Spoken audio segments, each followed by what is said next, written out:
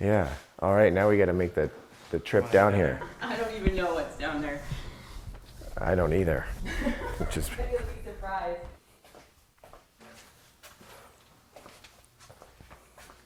All right. Yeah, this is bringing back some good memories, some good scraps down here.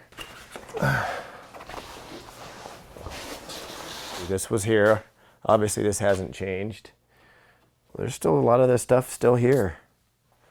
It's crazy. I brought these here for extra walls. When our other walls broke, like this one, you can see right here, because this is our butts and hips and heads going through the wall. Those things would cave in and kind of break, but they would stay kind of intact enough that these things wouldn't end your life. Right here, these things not good. Oh yeah, you take a look. There's another body flying through somewhere right there. You can see. Man, a lot of collisions here. I had mats down here. You can see, I guess you guys maybe can picture how this would be a gym. I've always believed that anyway. It doesn't matter where you start. You see some of the best athletes and everything. They start in these little makeshift gyms or whatever, running by themselves out in the street. You have mats and you have walls and you can train. And that's what we did every day. This is your gym. This is the first ever gym. This was the start of Sick Jitsu, mixed martial arts. I was, fourth grade, probably third, fourth grade. I think it was 97. I was still in high school, so I think it had been like 2004. I think it was UFC 3 was the first one I saw, like live. Carolina, this is the Ultimate Fighting Championship, Part 3. I was at this kid's house and his dad was watching some spectacle on TV and he was letting us sit in the room and watch it. Ladies and gentlemen, I am pumped up tonight. Your very first experience with the first UFCs are pretty crazy because of like how kind of primal it was. You know, you watch them make the walkout and walk in there and then they lock the cage behind them. Like, they lock that and they don't unlock it until somebody wins. It was mind-blowing to me. Tonight, I was holding the VHS tape case and I remember what it looked like. So time goes on and I found that VHS tape case and it's Ultimate Fighting Championship. I'm like, holy crap, this is it. You know, I had to bribe my mom to let me rent it and it's like rated, X, like you can't rent this. This is like banned in 49 states. You read the headlines about it, you got Senator McCain, I think is who it was, came out and was like, this is human cockfighting, this is terrible, so I finally got to set eyes on it. And from that point on, I was very drawn to the sport. I was at a buddy's house back in high school and he had shown me all these clips of Vitor Belfort actually. But this guy was just going out there and throwing like machine gun punches. Like, Vitor Belfort is the winner! It's just like, that guy's a psychopath, I love it. Back then there was no weight classes either, so he was like beating up like these giant dudes. Something about that just really stuck with me. Everyone knows who he is. Hoist took on Chemo. Chemo's 260-pound monster, and Hoist just looked like some guy in pajamas. Mother Nature, as we grow up, the bigger guy would always just smash the littler guys. They were the bullies. They were the one pushing people around. It was unbelievable to watch somebody looking that skinny and small, making people quit, making them tap. great fight that was. What a fight, what a fight. And I followed it ever since. And I literally followed him. I found out where he was at and how to do what he was doing. And I was on his doorstep within probably 7-8 months. Of Brazilian Jiu-Jitsu. I started researching them and it was some good information. They started out of their garage and their business grew to an academy in Torrance. They were smart enough to get the UFC going because they knew they were going to win it. And they knew when they won something in America like that on pay-per-view that they were going to blow up. And they blew up. They blew up big enough to make me get in my car and drive down there and go, what is this? I trained at the place for almost a year. That was awesome. Got to learn from him directly, literally. And when I left, I came back here and I was wrestling all my friends and beating them all, and they're all mystified. And I felt like I became a hoist here in a way, you know. People are like, what are you doing? And friends are talking to friends, and they start coming to my basement where I had mats set up, and then it was like charging them, you know, like $5 admission to learn, you know, for the day and stuff. And I'm like, that made me think I was onto something. First client was Cecilia. I was kind of a hothead, I guess, like being around the same town you grew up in, and I think I had a reputation I was really trying to protect, you know, of this tough guy. I remember growing up hearing Sam Cecilia, just hearing the name in wrestling terms. I knew he wrestled in Mount Spokane. You know, I knew he was a tough guy. You know, he had a reputation for himself. There were guys that beat me in a wrestling match, and this is a really punk thing to say in the wrestling community, but if I could fight that guy, I know I could kick it. If I could punch, like, you're taking away this huge weapon from me, you know? I fought a lot. I had a lot of fist fights, a lot of, you know, kind of like we'd circle all the cars in and turn on the lights and have two guys go out and fight. And then my little group of misfits, and they're like, Sam will fight him. I'm like, thanks guys. You know, and eventually I would. And, you know, and I liked it though, which is crazy. I was walking around shadow boxing, thinking about fighting. I'm like, I have to do this. I have to fight, or I'm not gonna feel right about myself. It was really weird. It is a fight club kind of deal. I was like, well, okay, but who's the instructor? What's going on? Rick kind of took up that role. It'd be rare to leave without a little black eye and split lip and stuff, and you know, kind of thrown into the walls of the basement. You could like feel, if you're between the studs, like this much of your back go through the boom. I'm like, oh, sorry, dude. It's right. You know, and then party on.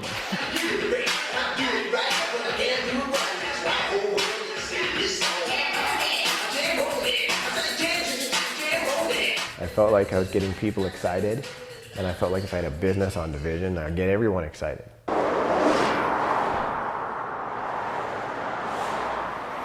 The location's ridiculous. The location actually is the reason why I started getting any success, because Juliana, Michael Chiesa, they were walk-ins from driving by a Division, you know, and seeing a fight sign, you know, so you get people like that screaming in there. You're like, see, he's got energy for it. And so, you know, this location, you can't beat it. It's great for walk-ins. Want to head in? Yeah, let's go in there. Let's get some paint. Get some paint. This is crazy. Holy cow. I have never been here since there. That's amazing. Yeah, just basically a desk here, and the rest were mats. This is like messing with my head, because I remember this being so small. There was a paint store here. Yeah, Columbia. Yep, and then I think they wrapped around us. I remember they used to complain a little bit, because we would slam into the wall. Pretty much where these people are standing, there was a wall right here where they're standing, and we'd be slamming into it, and they said the paint would be going off the wall. Oh, it was pretty crazy. I mean, we'd have 30, 40 people on the mats all the time. Employees only, Rick. I was an employee. I was the owner. Hopefully we can get Mike in here. He showed up at my house on Cinco de Mayo. He's like, today's a big day, and May the 5th is when I walked into Sikjitsu this time 10 years ago. So he knew. He walked in this place, I guess, 2008. 10 years on the dot. Oh, man, I hate how everything is there's always a street fight involved. There's always some type of street fight that's involved. It's so stupid. UFC 78. Let me paint the picture for you. I'm 19. I'm with 3 of my buddies. We go to Hooters.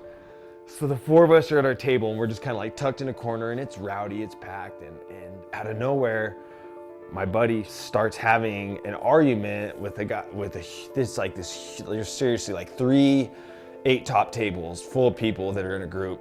He starts having words with one of them, and you know, it turns into kind of a scene, and you know, we're like, crap, dude, we're gonna like have to fight these guys when we're leaving the bar, you know what I mean?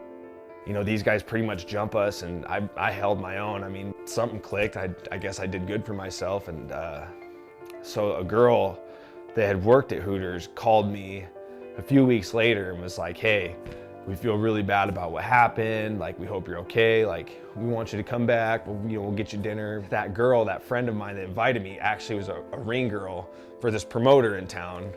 This promoter named Rick Little.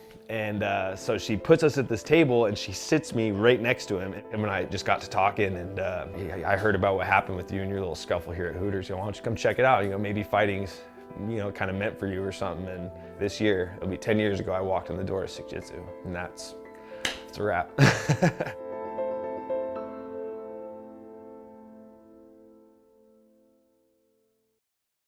Mike was just like a skater dude. Like, he was the last guy you would think could fight anybody. I liked combat sports, so I liked watching boxing.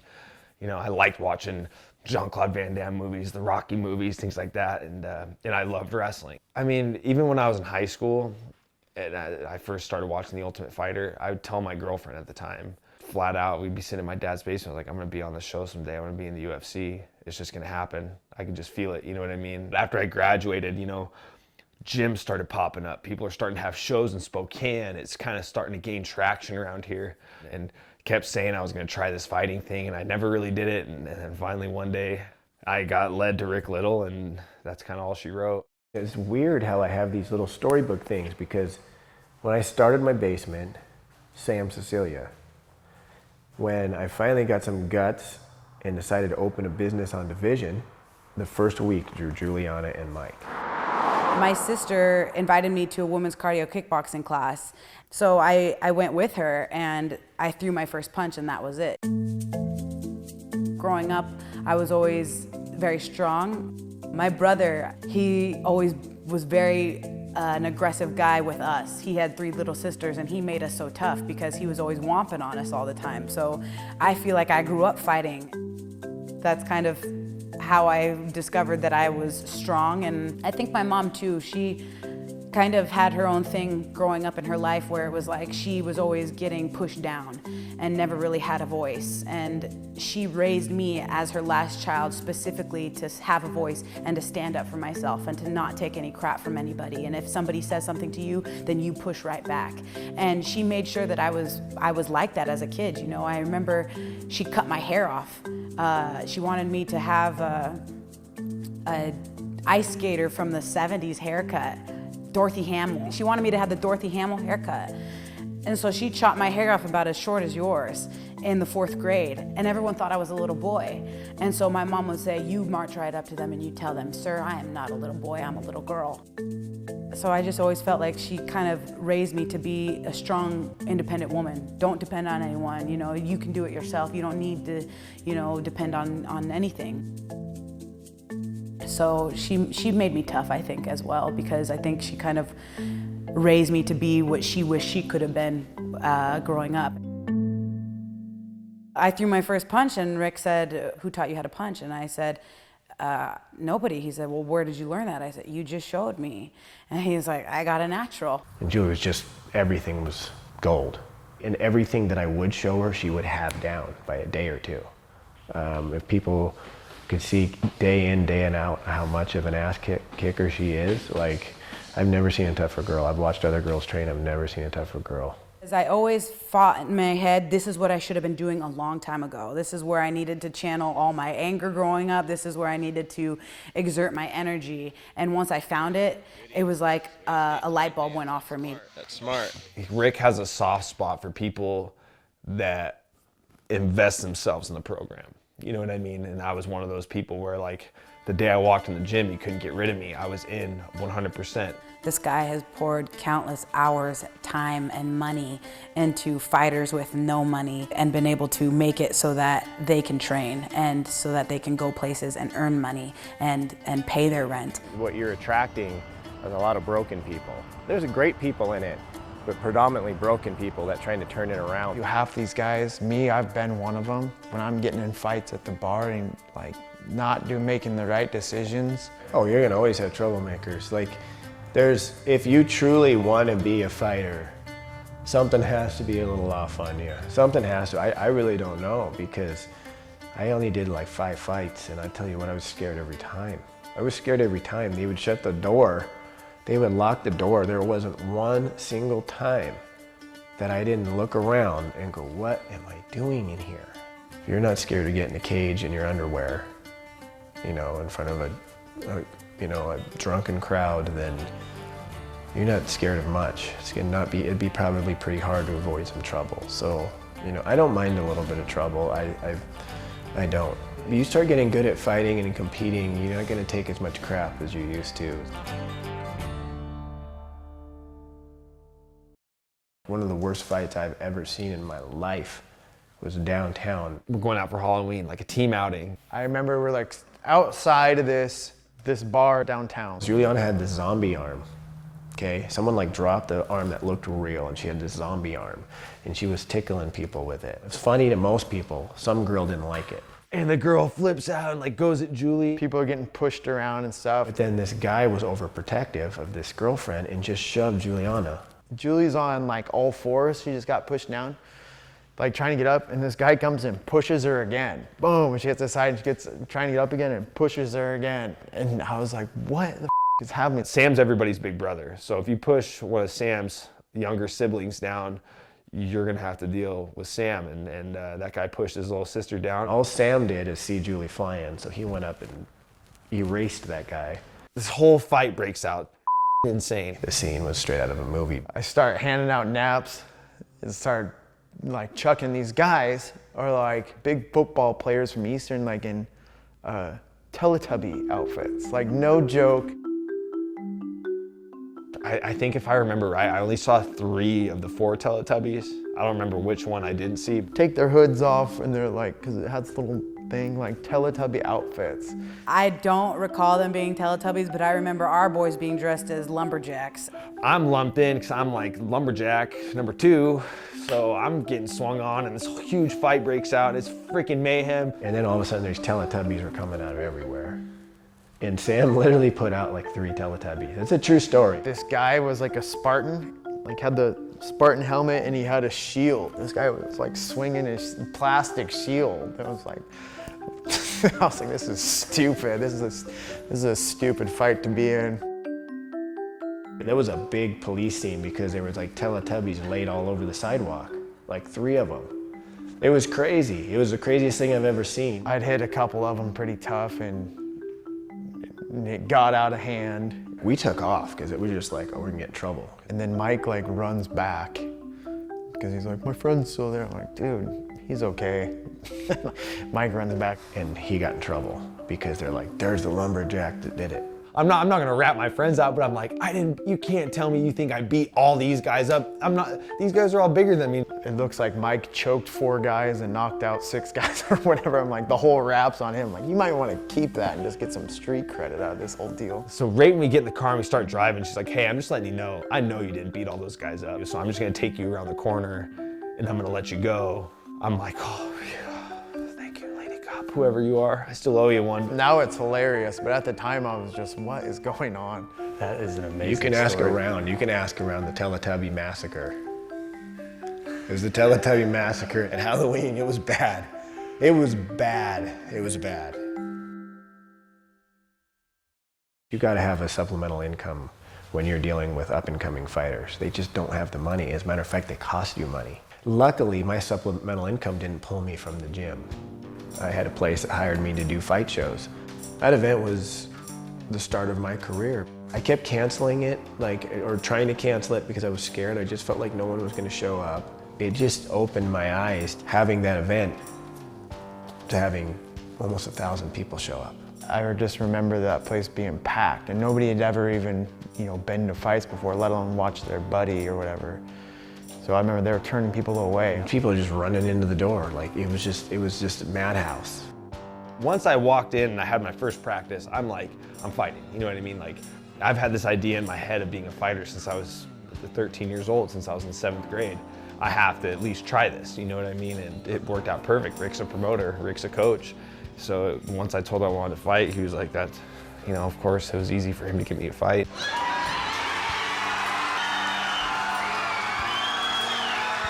Every time he had a show, we knew our guys were going to battle and we would all go as a team and we would all sweep house. So it was cool because we had a venue to fight. We had a venue to build our name on. That's the only way to do it, in my opinion. I don't know if Mike and all these guys or Juliana would have made it if I was sending them off to other promoter shows. Being able to do it out of my hometown, I don't think I would have pursued anything that far away from my hometown at that time. It was always like a good platform for us. And it still is, actually. 1 hour, baby.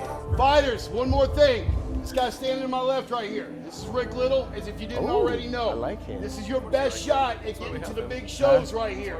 So how you perform tonight is going to reflect on where you go with this in the future. Bring your A game. This is where you cut your teeth. This is where you earn your keep. Fight hard, fight well. Good luck to all of you. Are you ready? Just have some fun. Oh! Oh! Jesus. Oh, that's an arm bar just sitting there. All you gotta do is grab his wrist.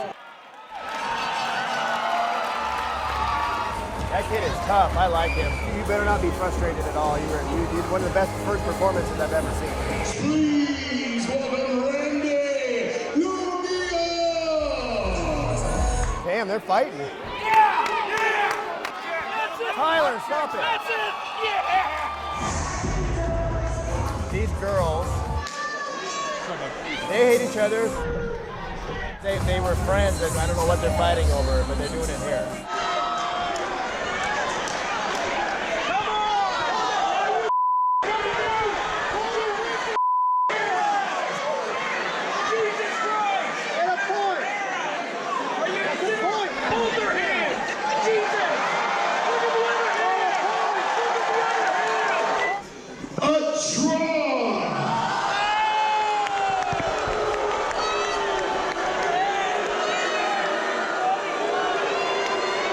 Crowd thinks you won. You don't have a mark on you. Do you see yourself? Are you sure? You just lost a little bit of hair for cheating.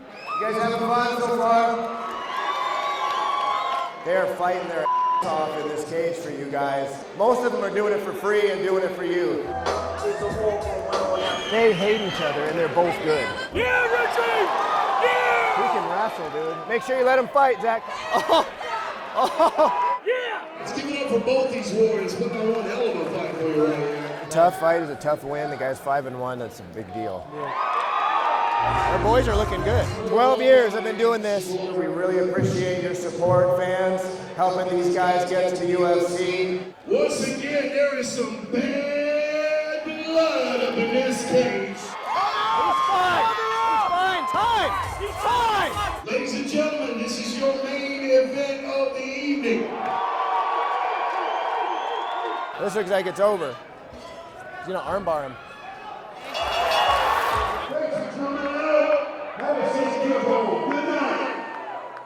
None of us had any idea what was gonna happen.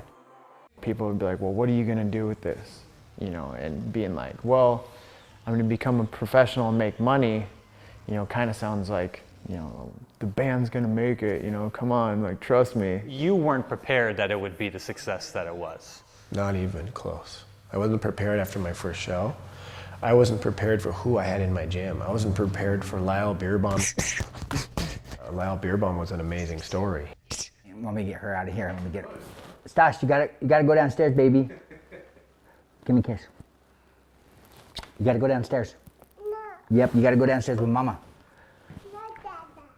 When did you first kind of get tied up in the wrong things, I guess? Out of high school, well, really out of high school. I started running with the bad crowd and whatnot. You were Walla Walla, correct? Yes. And what was it exactly that you were in for? I was on possession, drug charges and stuff like that. And you were dealing too? Yes. Yeah. Yeah. And meth? Yes. I know you kind of stumbled upon Rick, right? Yeah. You just gotten out and you were driving by the gym. Is that kind of how the story goes? Well, I drove by a different gym before I even got home from prison. And I went in there and I said, I want to be an MMA fighter, and I wanted to fight, you know, I wanted to get going. And he knew that Rick was having a show that weekend. Long story short, he signed me up for that, you know, 6 days out of jail or prison, and, you know, and I started fighting. Lyle Beerbaum has just fought a close to perfect fight, doing everything he had to do. He was 16-0 as a pro at one point, just mauling guys.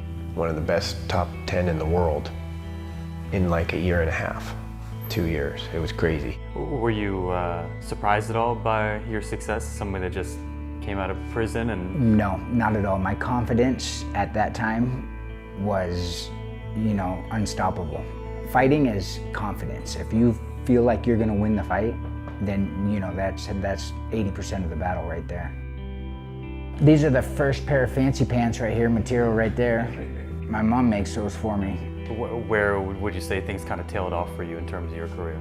You know, if I would have beat Pat Healy, then they would have gave me, I would have fought for the world championship, you know. I was 16-0 at that time, and losing to him was that was pretty tough, you know.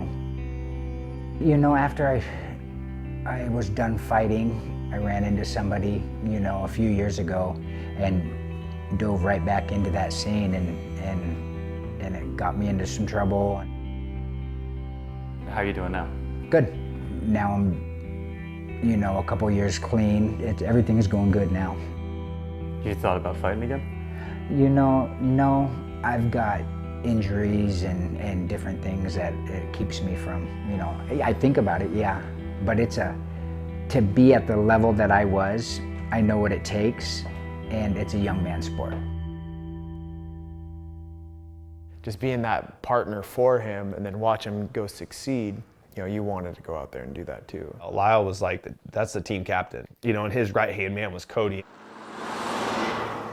Fighting really doesn't even cross my mind that much. I mean, I just was supposed to do this last fight and I didn't even have time to think about that. It was just work and get my life together. I got a fiance now. So, I mean, the fighting kind of has been in the past. A regular guillotine, you pull up, and then my signature move, I like flip it over their neck, so I'm hitting both arteries. I mean, really a lot of martial arts and a lot of grappling is, I mean, it's physics. I don't think that's the right word, but it's knowing your body and it's knowing how to move it around the other person. And I learned a lot of it from when I was a young kid wrestling and doing judo, but really it's up here a lot more than it's about brute strength. It is a chess match.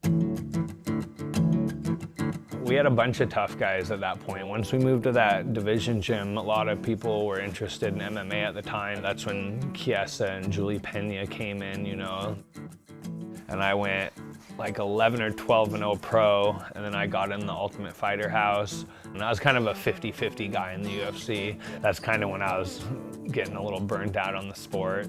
Yeah, I've been one foot in the door and one foot out the door for a while. It was hard for me to decide to retire. It was really hard for me. I mean, obviously it just happened the other day, but my fiance had a lot to do with it. She's been trying to get me to stop fighting for a while because I don't take it serious and I don't have the time to do it. There's a time to quit fighting people in a cage, and that was it for me. Rick and I mean, in the fight game, it's just people butt heads sometimes, and yeah, we're from different worlds, so we didn't always click, but overall, I mean, he's done a wonderful job. I mean, kudos to him, but I mean, we all travel our own paths, and mine was a little different.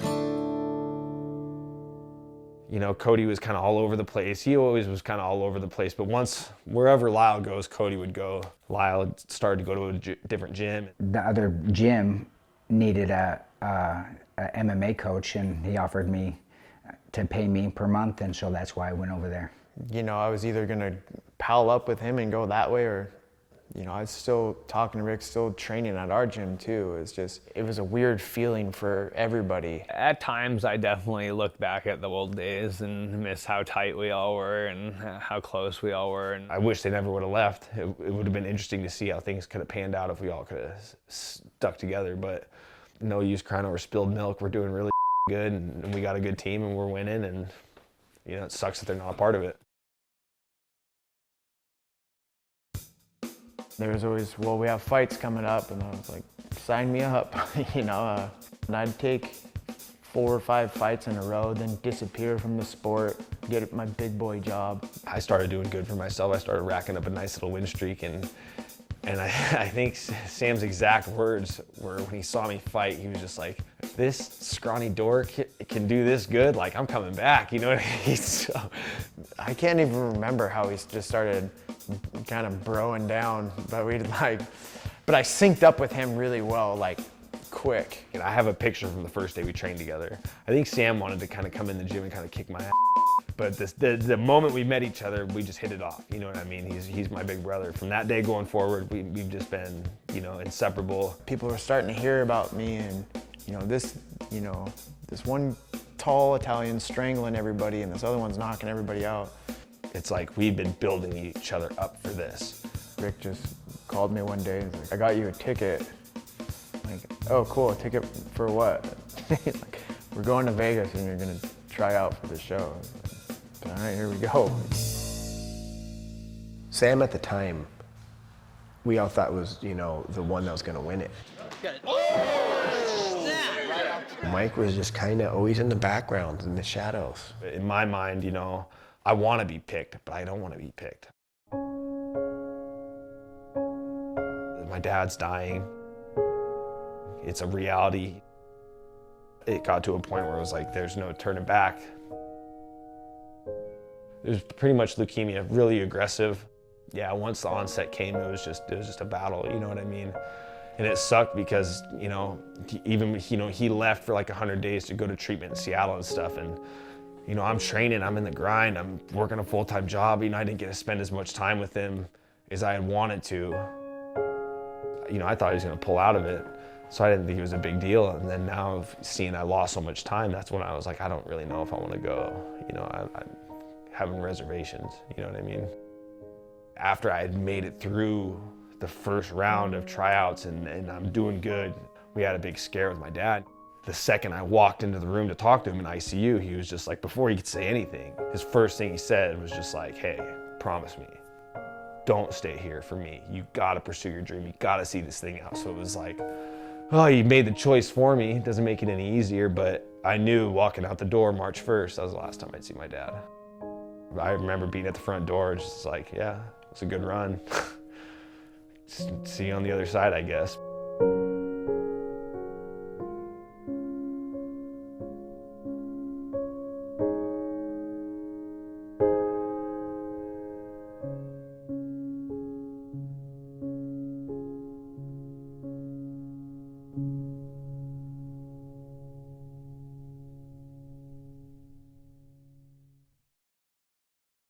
I guess like the day I left, things started to go really bad for him.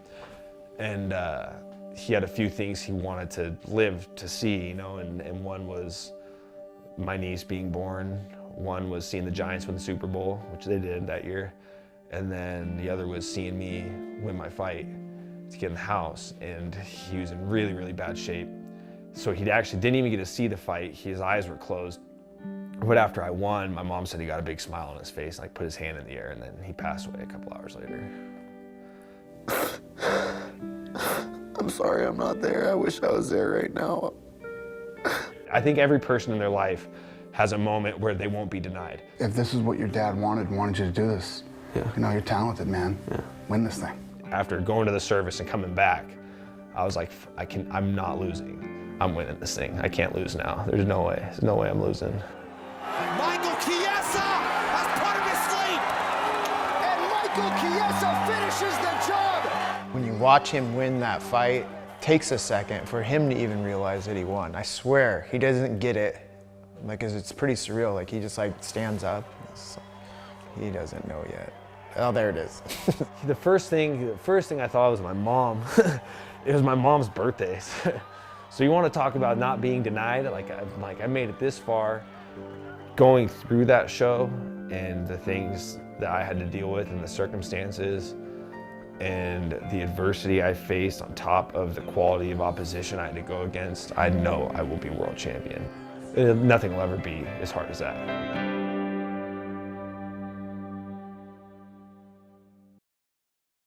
I brought my prize student, Juliana, to Mike's finale fight. I knew what I had with Juliana, so I brought her to all fighting environments. So when she ever got that chance to shine, which I just knew was gonna happen, I knew that she wouldn't be overwhelmed by the lights.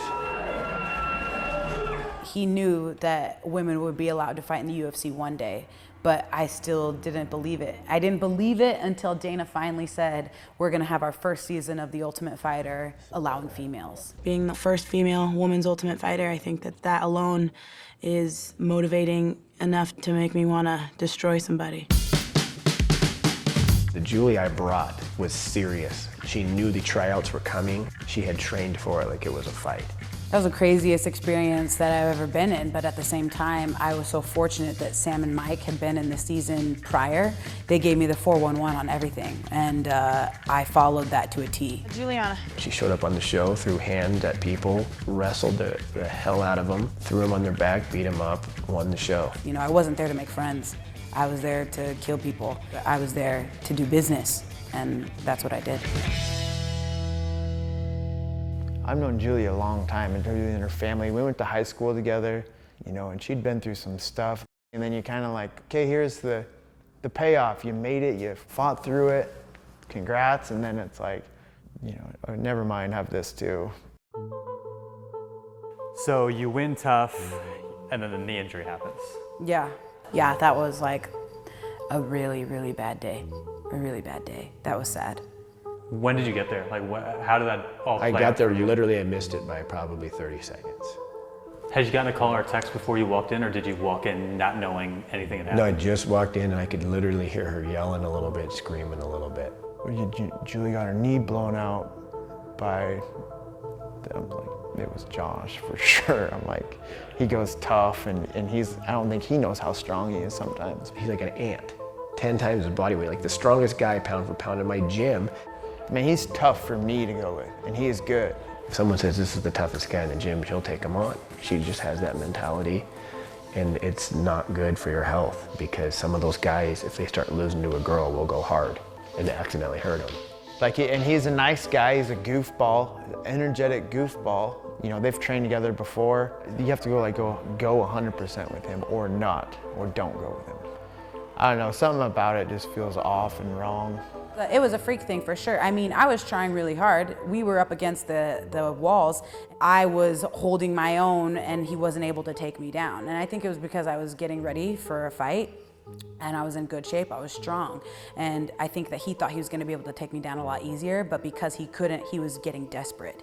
And the second that I was like, okay, I'll move one step is when my foot got stuck in the mat, and that one step just completely contorted my leg. It was disgusting. Her foot was like touching her hip almost, like her knee ripped to shreds. I called Dana on my way to the hospital, and let me just throw that out there. Don't ever do that. Don't ever call your boss as you're bawling profusely and you have the worst damaged injury of your entire life and call your boss and be like, hey, I'm out of the fight. That was a bad idea. Because Dana, of course, is a promoter and he cares about his fighters. Well, I totally believe he heard it wrong and it's just like, oh, someone jumped her or whatever he thought. It was a legitimate accident that got blown into this assault. It made it sound like an attacker ran in the gym and did it. Made this complete terrible headline that wasn't true, and that's not anything that I had told him either. It got such this thing around it now. Like even when you're talking about it, I'm like, oh, I gotta talk about this. I'm like, I've done this before. I'm like, this guy, like, for sure did something, but it's like, do I know what the hell happened? No. After what I'd seen, I literally couldn't picture her competing again. I couldn't. And she did it like a year, what was it, like a year later? It was incredible. Truly incredible. When Dana says she should leave that gym, was that even a thought? Like, was that something you ever even considered? No, it just made me really upset that he slandered our gym like that. Were you worried about Juliana taking Dana's advice? No. She's the loyalest person I've ever met. No. That's who she was protecting at Zola, by the way. The same guy that hurt her.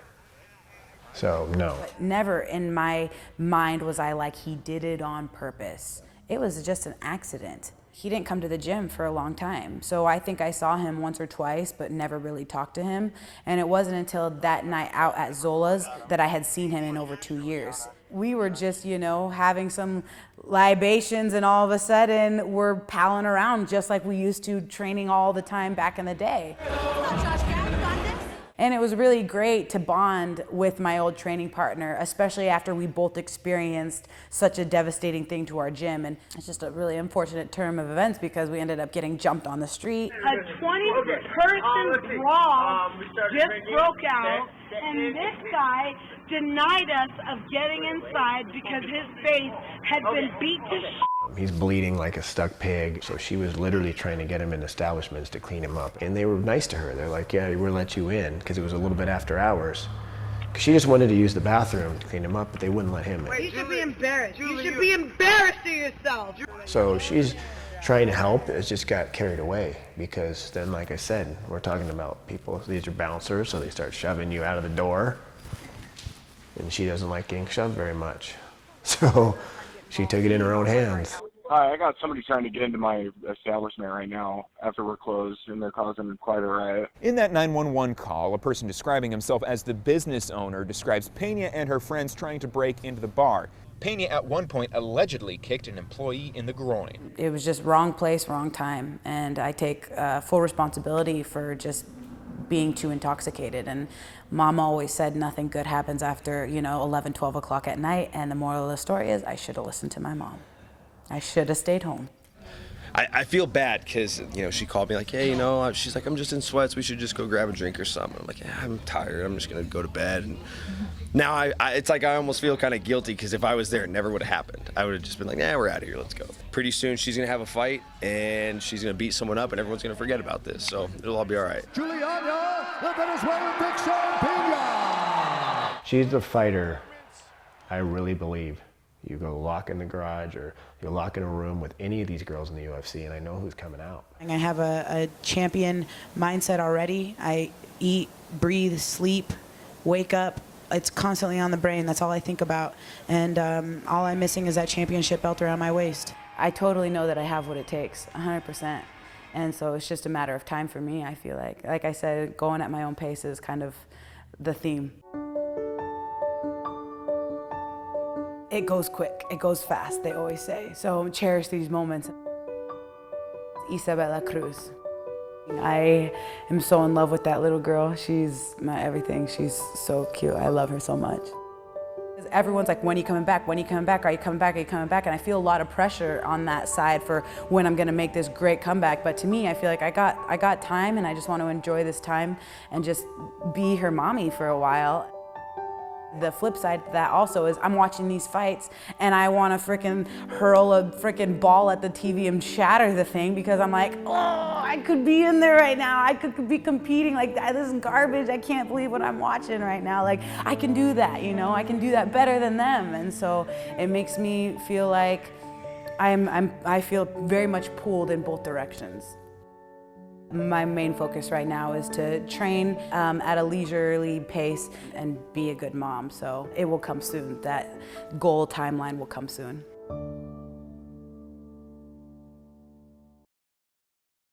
All right, we're here with Michael Chiesa, Samuel Celia, your technique of the week.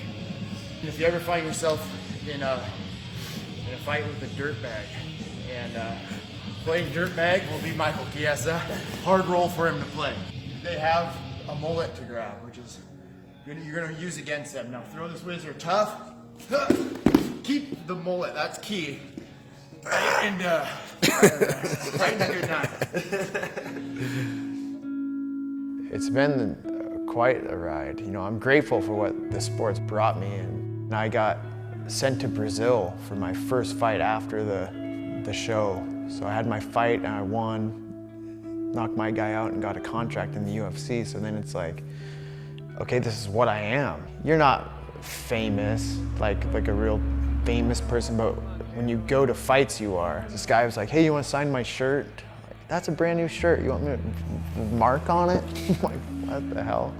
That Vitor Belfort, I fought on the same shows and we've had the same warm-up room, and then you have the lows. It's 5 minutes for your career right here, dude. Let it go. Everything's intensified because it's such an intense sport, that like when you lose, you feel like you suck and you can't beat anybody. Possibility he has to land there. Big shot, and it's all over. That's a winner's walk. When you win, you're just like, dude, bring on the champ. Like, they're just, and trying to balance yourself out. It's crazy. It's a cool feeling. Good job, man. You just never know what's going to happen. You might walk in the training room and rupture a disc in your back and not fight for a year. You know, it's tough, man. You know, you might have a breakthrough, you might get screwed by a bad referee. And there it is. There was no tap. Chiesa is livid, and I would have to say rightfully so. This is the main event. That's JV bull. You should be fired. Maybe you should go back and read the rule book. He's not tapped, no tap, no tap, nothing.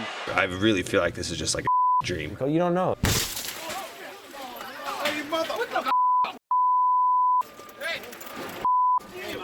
You've seen the tapes, kind of saw what happened, and you know what I mean. I didn't think that would ever happen. Connor makes quite the scene all the time, and unfortunately, we didn't even know what was going on. I just remember being on the bus and just kind of like looking off to the right and seeing all this stuff happening, and kind of lean over, and the next thing you know, wham!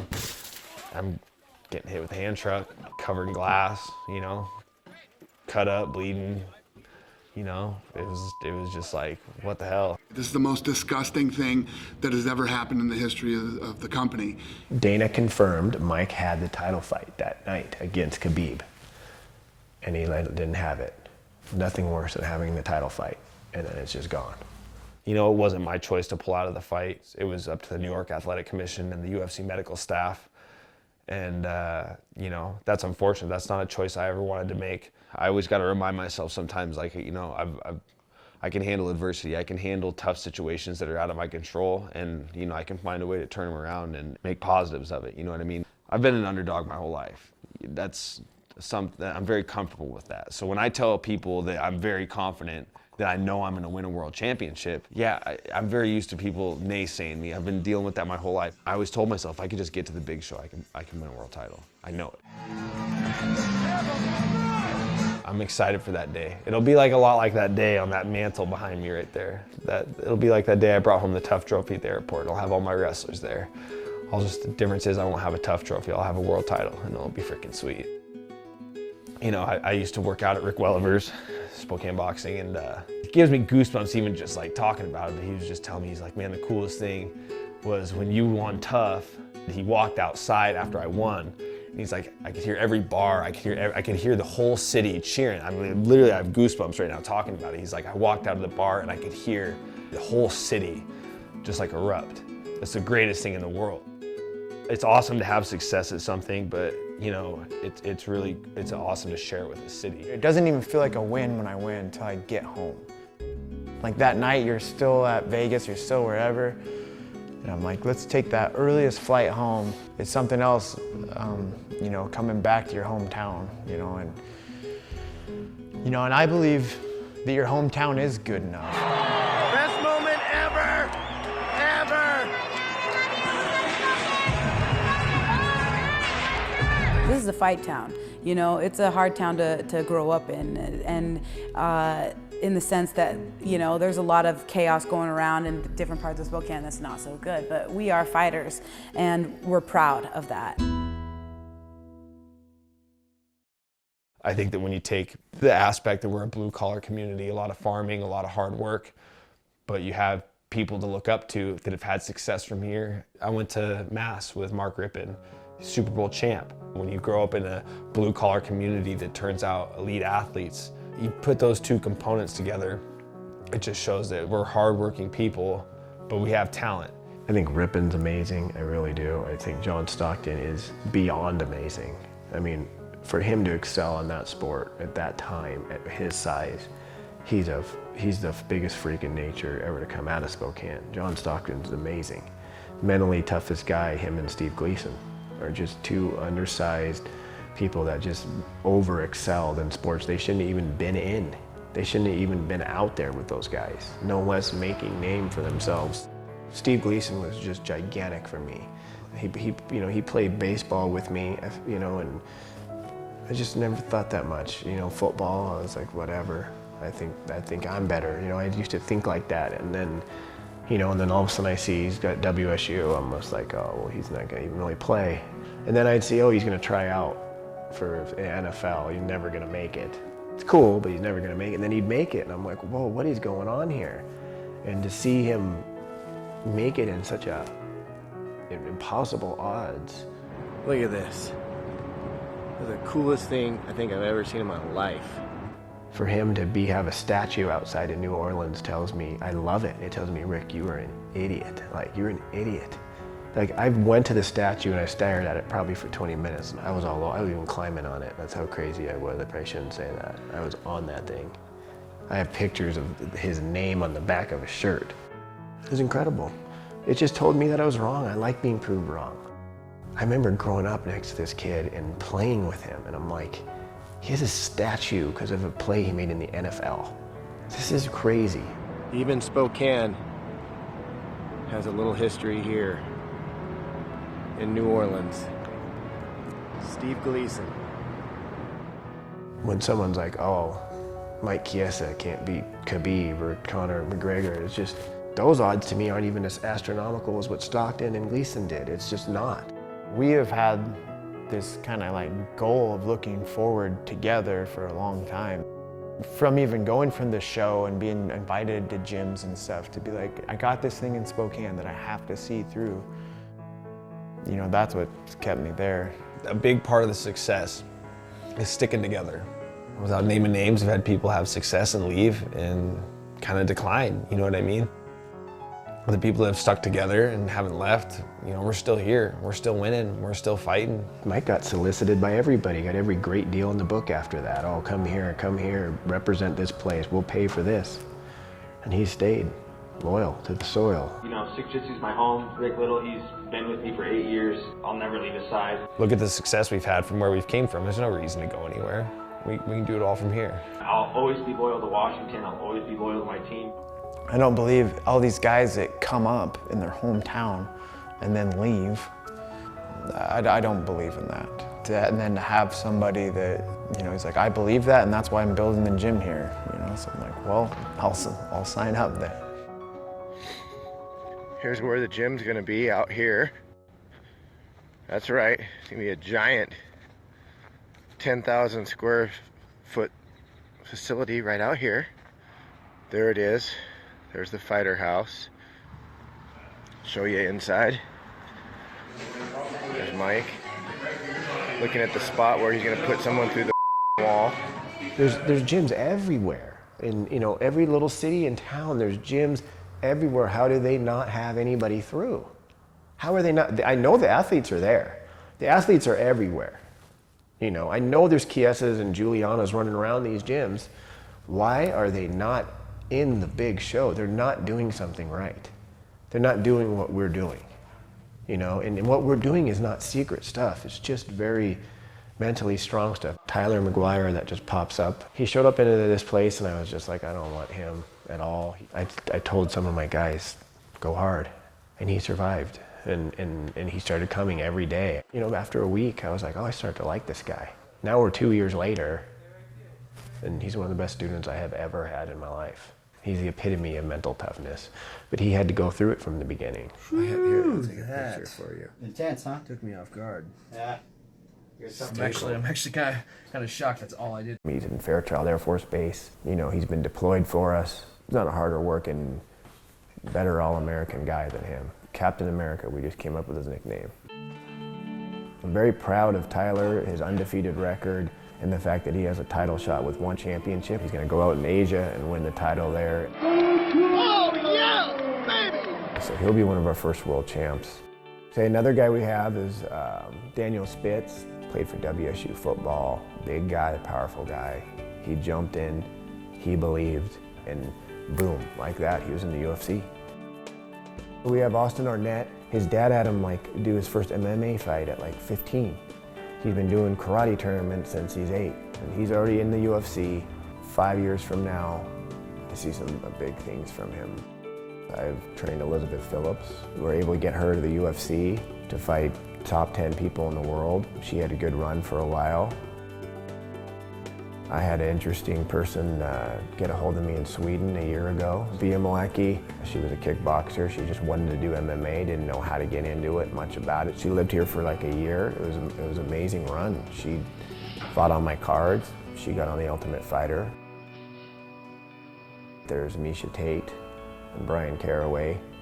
They have on and off here in our system. We've had a big part of their career. I mean, I've been in Meisha's corner for multiple world title fights. You'll always have a part of this team too, you know, be a part of the team. If you're gonna tell me that this was gonna happen, I would have been beyond ecstatic. I would have just said, that's all I want. That's all I ever dream of, that's all I care about. I'll be so happy. You know, we've had up and downs, we've coming off some losses. We should be happy. We should be happy where we're at, and we're gonna be content for the moment, but let's get back to the grind. Being there is so cool, enjoying the moment's cool, but we still got some stuff to do.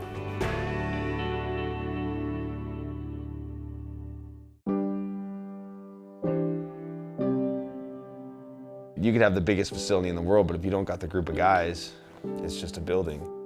Whether we're training in a garage or we're training in a huge 20,000 square foot facility with every bell and whistle you could possibly imagine, it doesn't matter. It's all about the people. The people are what make the success, not the building. Where's the work getting put in? It's on the mat, like this size, with a group of guys that all want to be good. I want to attract hard-working, old-school wrestler-type mentalities that just go, oh, not much to do here except get it on. It's that grittiness. I mean, you need that. I mean, you need that to grind out wins.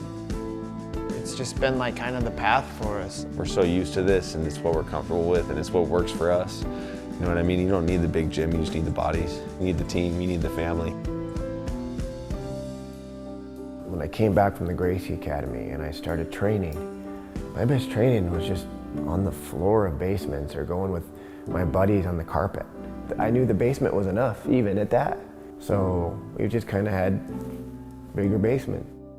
You know, that's all you need.